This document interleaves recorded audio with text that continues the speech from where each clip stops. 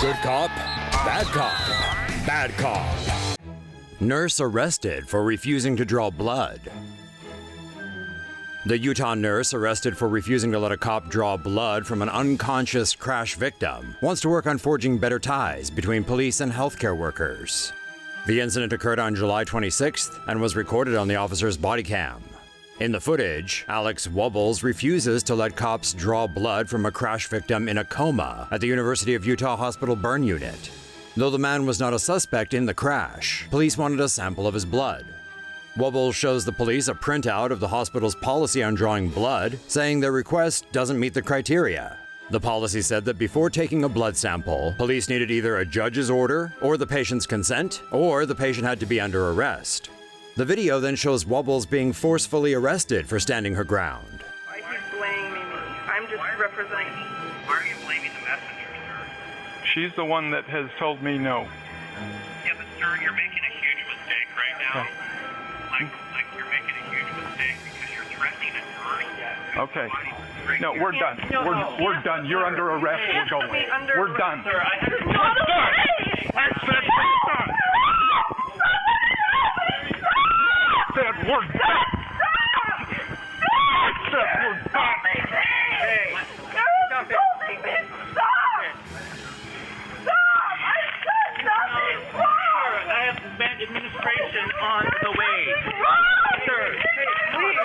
Whoa. I have Okay. administration. She can sit in my car while they're coming. After sitting in the back of a squad car for 20 minutes, she was released without being charged. 2 cops have been placed on administrative leave pending an investigation.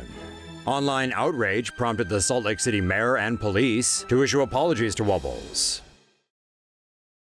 5-0. World's hottest cop is here to arrest your heart. This is Adrienne Koliza from Germany. She's perhaps the hottest and fittest cop in the world. This is Koliza's Instagram account. It's full of photos of her working out in crop tops and showing off her perfect body, and she has 120,000 followers. The 31-year-old is a frequent participant in fitness contests, but insists she is not a celebrity and loves her job as a policewoman. Her fans certainly love her as well, with many demanding Koliza to arrest them. Koliza says her perfect figure was achieved through exercising and a healthy diet. She also instructs people via her Facebook page and YouTube channel on how to work out and make healthy, low-fat meals. Koliza said she posts her photos in order to encourage women to be fit and healthy, not to attract men. And this may break your heart, but Koliza is already in a relationship, so don't risk breaking any laws to get her. Cop harasses disabled veteran for not looking disabled enough. Video showing a tense confrontation between a man and a cop over a disabled parking spot in Riviera Beach, Florida is causing quite the ruckus online. So what kicked it off? Well, the officer, one Sergeant Gary Wilson, thought the guy didn't look disabled because he could walk. And of course, cops are, medical professionals, right? As it turns out, the man, Isaiah James, is let's let him explain who he is in this glorious tirade. Because you say I'm not disabled. The cop right here is saying I'm not disabled because I don't look disabled. Yeah. But I'm a goddamn disabled veteran that served my country for almost 10 years. I'm saying that people in wheelchairs, you're not the, and you just get out the car and flow into You're not the arbitrator of my handicap. Well, you don't get to decide, okay? To make things worse, the officer seemingly knocks a phone out of James's hand. Riviera Beach PD are currently investigating the clip, and let's hope they teach this cop some manners, yeah? British police are big fans of drones. A police force in the UK is set to launch the country's first 24-hour drone unit after completing successful trials of the technology.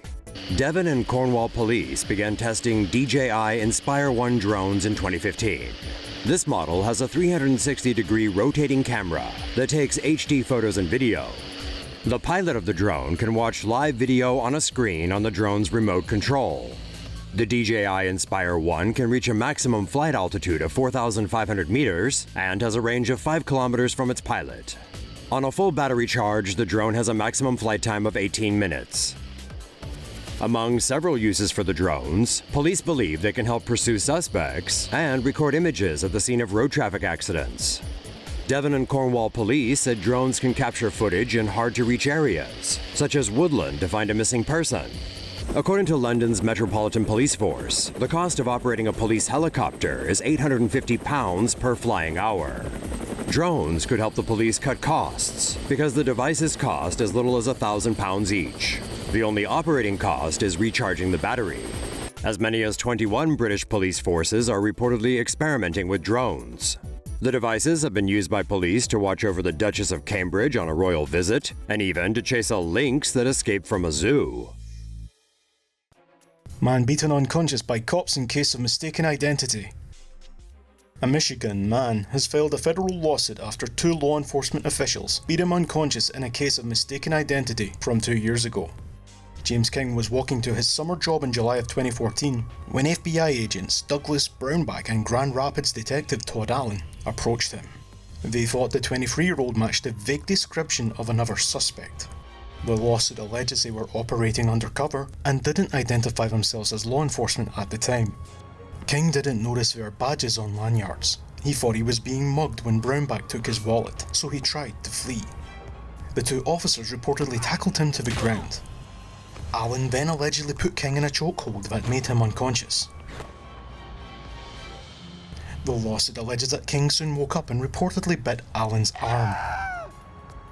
It's here that the detective reportedly says he started hitting Allen as fast and as hard as he could as many times as he could.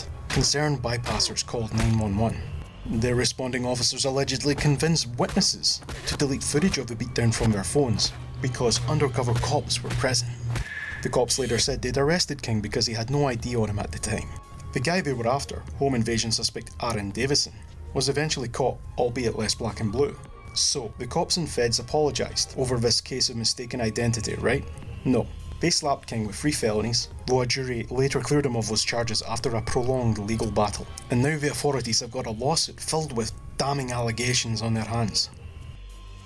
Seems to us that this mess could have been avoided with a simple apology from the cops. Agree?